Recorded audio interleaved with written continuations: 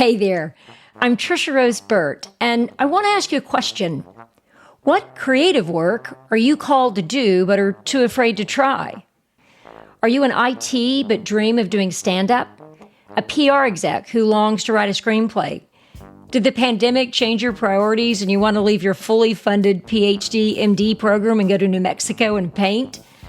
Or maybe you're like I was in my early career, trapped in a lucrative but soul-crushing corporate job when what I really wanted to do was tell stories on stage. In this podcast, we'll hear from artists who took an unexpected leap and found the courage to answer their creative call so we can inspire you to answer yours. Because this is no time to be timid.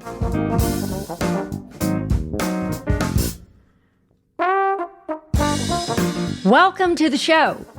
In this episode, we're going to explore the first principle of the No Time to Be Timid manifesto. The riskiest thing you can do is play it safe.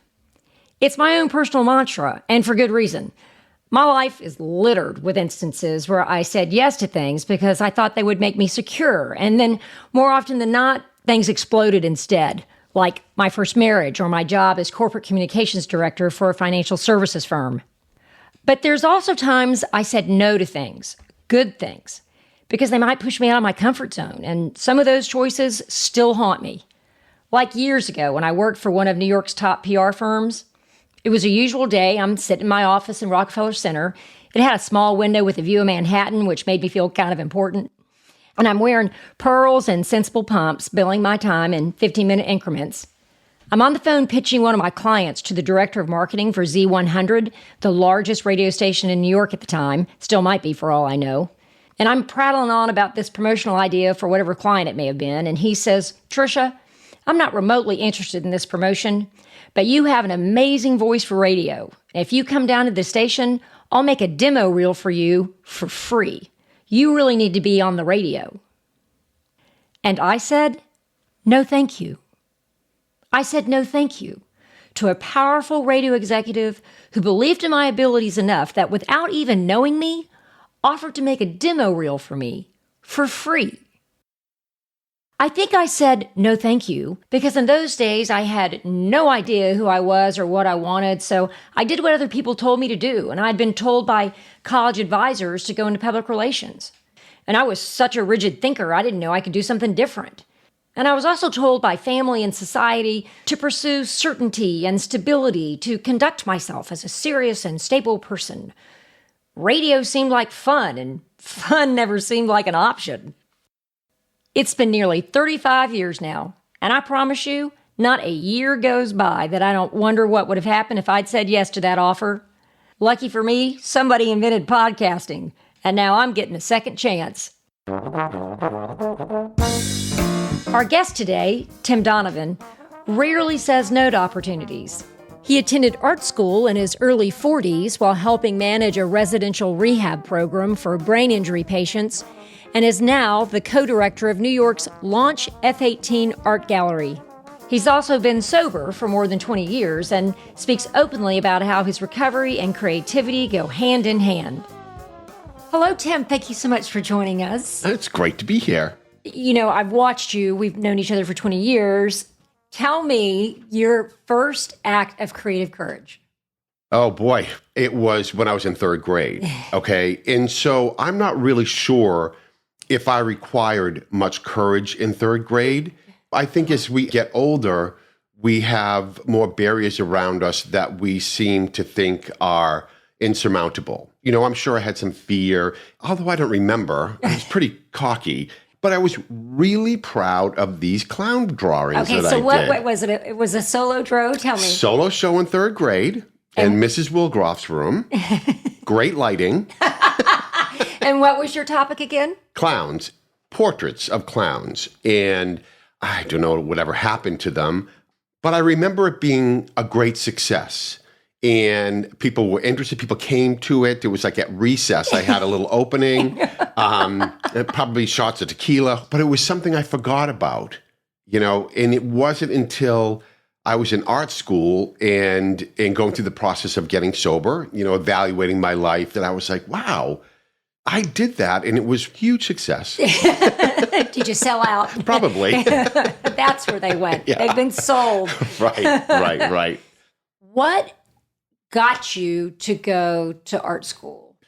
I was probably 40, early 40s, and recently sober, and everything changed in my life, and I really needed to find a way to express and validate my expression.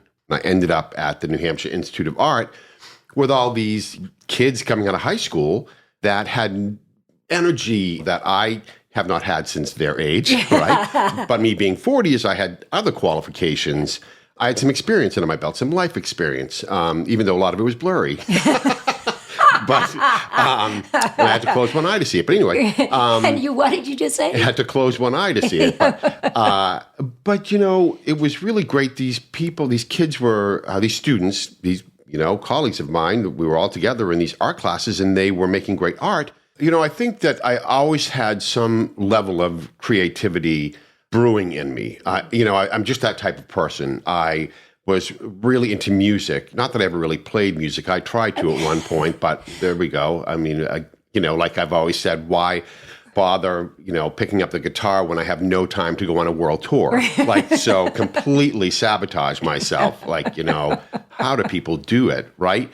And so it came in different ways. And again, I was really busy working at a job that really utilized a lot of my creativity of working, putting people back together again after brain injury. So, I had this component. But when did you start doing that? I started doing that right when I got out of high school. So 1981, and do that until this day, and find it very creative. There's so many different ways to label creativity in my life. But as far as the visual arts, I always had art books. It's interesting, and I remember even there was a gallery here in town, in Peterborough, called the Sharon Art Center. And as far as brave and outrageous as my lifestyle could be, I always had it in the back of my head that I didn't think everybody was allowed to go to art shows. And I don't know where that ever came from, it was exclusive. Who could go? I don't know. People with money, or people who had a sense that I didn't have. I was, and not that it wasn't it was factual. It seemed like it was factual to me, not judgmental. Why would I, But then I just started going. But long story short, it really was when I got sober in 1999 that the whole world stopped. Thank God it just stopped. And I was in a position that I had some ability to notice what was being put in front of me, which was this woman needed help at the McDowell Colony, which is a big art colony here in Peterborough, and I showed up for it. And tell me who the woman was. She was Helene Alon, and unfortunately she passed away during COVID, which was so sad, but she is a multimedia type of artist, feminist artist in so many ways, works with religion and all this stuff. But she also does a lot of installation art, which I had no idea what installation art. But she was integral in me validating. When I say validating, it's not that I didn't validate it, I'm not worthy. I just didn't think that you could. And that you could what? That I could actually do that. And do that being art? Art, right? Okay. But part of it also was who has the time, right? Because I'm at the bar all the time. It's woohoo, if I could crawl out of this place, maybe I could do something. And I did. And so... But how did you get to meet Helene? How did that first introduction even happen? Well, so she had fallen and she had some hip injury. And someone in town said, hey, Tim works in rehabilitation. Maybe he could get her a wheelchair. I'm like, all right. So I just brought a wheelchair up and brought it down to her studio, which was an unbelievable studio, the Alexander Studio at McDowell. And she was really interesting. I've always loved interesting people. And I looked around and she said, hey, I'm looking for some help for, an afternoon or two, which I found out with her was never accurate about what she was, how the time frame. So that I said, well, I wasn't working at the time. I was on a hiatus from work. And I said, yeah, I'll help out for a couple of, afternoons. Fine. And it turned into 6 weeks of working with her. And I don't know if I would have ever really gone to art school on my own, but she was so clever. She was like, you really need to go to art school to learn how to take photographs. You need to go for photography. And I was like, oh, she must see something in me. And I think she did, but she's like, that way you can photograph my work for free. And I was like, oh. So I took her advice, and I, kind of interesting, was going to business school at that point in my life. And I was in an accounting class, and the professor was such a nice guy. And he was so tormented because he looked at me, he goes, because I was sober and I'm ready to do this. I own a business. Here we go. I'm a businessman. And he said, I've never seen anybody work so hard and fail so miserably. He's like, he goes, you don't this isn't your language. You don't understand this. He goes, when you talk to me, it's like you're talking another language. And he said, you need to go to art school, and you need to go up the street to go to the art school, in which I was kind of offended, but it was so interesting because Helena said, Gigi, you need to go to art school to learn how to photograph. Really kind of for the first time in my life, I was able to get out of my own way. And so I was like, okay, just stop, consider what's going on. It's fearful for me because art school, like, how are you going to ever make money on arts? See, that's all these, societal barriers go running through my head, but I just followed my feet and I just went. And so did it feel risky? Well, it did. However, there was a little bit of a time span between Helene saying that, because I was taking some pictures, and then I was starting to make some pictures of my own. And then I was kind of, dabbling in community classes for photography. So never really kind of going the full distance. But I was also in New York with Helene. She said if I helped her move all her work, which was a lot of work, in the U-Haul to New York, that she would make her place in New York my home away from home. And I took her up on it. And had you spent much time in New York before then? Never. I spent time all over the world. And for some reason, my higher power left New York for me for when I was sober. And it was really interesting. So I recognized that. And I said, I need to take this up. And it was a really, really great opportunity. So I started entering my works and shows down in New York at, NYU Small Works Show, all these things back to the Gray Gallery. And they got accepted. And I was just like, oh. So the interesting thing is, by the time I got on my feet and said, I'm going to go for my BFA at the New Hampshire Institute of Art. And I had my portfolio, which did not look like anybody else's portfolio. I can tell you that right now. And so what describes some of the work that was in it? Well, I had pieces because I was documenting my sobriety through art. And I had bricks with words on them that I was smashing, and looking at, I had a whole table, just a regular coffee table that I had covered with Band-Aids. I remember that piece. And so I was documenting my healing and my recovery. And then I would photograph it. And then I was taking other, photographs that were abstract.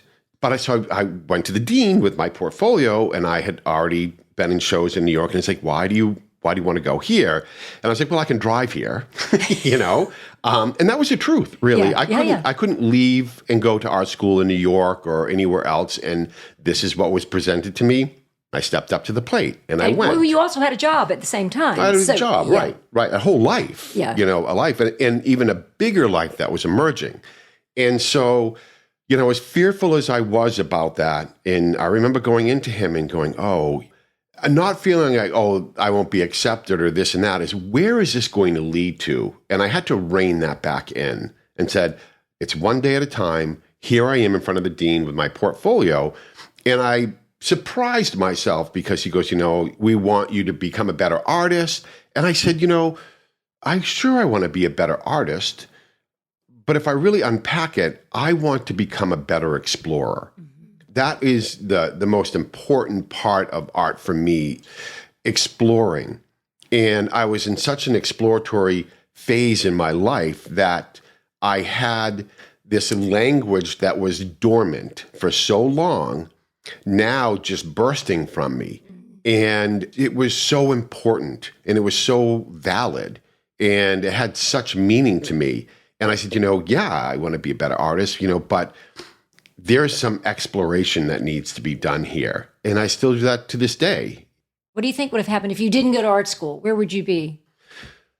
Well, I think that I would have just continued, emerging anyway, because I was recovering. And I think that I would have done more with my job, I guess. So I think I would have just continued on that route. Yeah. But I look at that and see that in black and white. Okay. Explain that to me. Well, when, and because I don't think I've really been ever asked that question. And when I just answered it, it seemed like it was an old, Super 8 black and white version of what my life would have been, which would have been okay. But when I look back on my life as an emerging artist and being creative, it's just full of light and color. And, probably some great theme music. I'm thinking really kind of thumping disco, like, let's go. And I'm so grateful for that, because I could have stayed on that, Super 8, black and white, like, it's not that it's not valid, it would have been fine, but I'm not in this life to be fine. I'm in this life to say, okay, it's such a gift to be here. And I know that I have creative energy in me. I need to use it. And to decipher how to use that in every opportunity, every nook and cranny of my life. No Time to Be Timid is sponsored by Interabang Books, a Dallas-based independent bookstore which takes its name from the symbol that combines a question mark and an exclamation point. At Interabang, their dedicated staff of book enthusiasts will guide you on your search for knowledge and the excitement of discovery. Shop their curated collection online at interabangbooks.com. That's INTERABANG books.com. So how long did it take you to get through art school? 10 years. I love the persistence of that, I mean, because so many are like, well, if I can't do it at the best school and do it in 2 years, or what, you just make it work in your life. I wanted to live there. I wanted it to never end. But, we place restrictions on ourselves as we get older, and so here I was, like I was saying before, a 40-year-old in an environment where people were ready to go and didn't have those boundaries. They had other fears and insecurities, but there were conversations about life and exploration, and I loved that.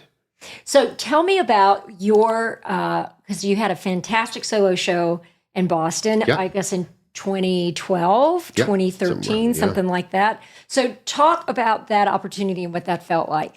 I was doing these great big portraits. I mean, interesting. Now I had clown portraits, and then I had vampire portraits, and so explain about vampire portraits, because explain about it. And I was exploring identity at that time, and color. All this color was coming out, and in my photographs and my paintings and this and that. And I submitted one of these colorful photographs to a gallery, and he said it was uncomfortably similar to someone else. So I was like, I had an adult temper tantrum for a little while, which was justifiable. However, then I ended it. And I started just draining all the color from my photographs. It just instinctually, like not even understanding why. And so at the same time, I was writing this essay about popular culture in vampires and kind of lining that up and comparing it with discrimination. And I just drained the color out of all these portraits that I was doing and then printing them 44 by 64, huge. And I had a solo show right out of when I graduated, finally. Applause, finally. And had a show at Gallery Caiaphas in Boston with 10 of those large portraits. And it felt great. However, feeling great in accolades like that, for me, I have to be careful of because they can be such empty calories. Mm. They feel so good at the time, but the accolades and the recognition, it doesn't last. I got some great reviews from Kate McQuaid, from the Boston Globe. But again, I had to stop myself and say, I was not in this for accolades. I was in this for exploration. and I'm very grateful and, that I had that show but I never did another one after that. Well, you haven't done another one out of your own work, but you've then created something else, which is what you're really good at, because you're really good at creating events and creating conversation. And as you said, bringing people along, which Launch F18 in New York. Right. So talk about Launch F18 and describe the space for me. It's a postage stamp, no windows. Okay. We do have a mop sink, which is very good.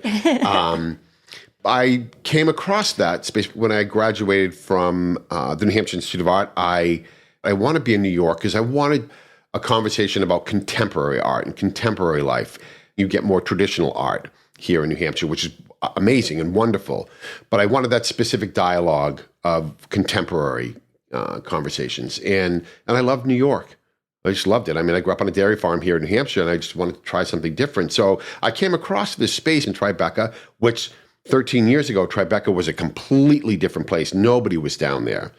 Oh, I love saying that because now I sound like a great New Yorker that way. Like, nobody was down there. You're just on the cutting edge. Cutting edge. Just on the cutting edge. Because now there's galleries galore down there, and we have this little space, and we just started doing shows, and it's on the 6th floor. You can't see it from the street. We just went for it. There's some years that we've been very active with it. Some years we've had to kind of step back a little bit and say, geez, it's going to be by appointment only. But we've never felt discouraged by doing too much or too little. We've just kind of haven't let it be what it's going to be. Well, how many artists are you representing now? Oh, probably 7 or 8, but we have other people utilize our space. We do group shows, we do theme shows, and we'll do solo shows by our artists. So it's a real mixed bag. You're pretty fearless. What does risk look like for you? So risk is something that needs to be evaluated for me. I unpack it a little bit, but I take that chance because ultimately I'm going to be okay. It's like, okay, if I lose some money, maybe I lose face a little bit, I'm going to be okay. It's the whole, I think, Socratic examined life is not worth living, which I think is a little dramatic. But, but again, I get it. I don't want to be automatic. We're not on this planet or whatever we are, for very long. So it's not really about the risk in front of me. It's like, how am I going to feel if this risk doesn't turn out the way I think it is going to turn out? Which is very different than saying, what if I fail? It's not ever failure. It's just a different direction that I didn't plan on. Talk a little bit about how you got involved with the Provincetown Film Festival and then ultimately where that led. It's interesting because I was searching to do something creative even before I got sober. And I remember going to Keene State to volunteer to be in student films. And they were fantastic. I was like, what are you going to do with these films that you've spent so much time and energy on? Let's do a film festival at this place called the Folkway, which was legend in Peterborough. And I'll never forget that it was a tiny little room. I think we got a projector from Emerson or something. They donated it. And it was a New England student film festival. We had about 7 or 8 short films, and it was in this room. And I remember people on the lawn looking through the windows at the movie because they couldn't, it was filled inside. Right. Unfortunately, so you follow what's presented to you. The place closed because we wanted to make it an annual thing. And I'm like, and then everything was just kind of falling apart in my life anyway. And so I got sober and I was afraid to go anywhere by myself. So my friend Lisa and I were going down to the Cape to Provincetown, which was not a great place for me to be alone early in sobriety.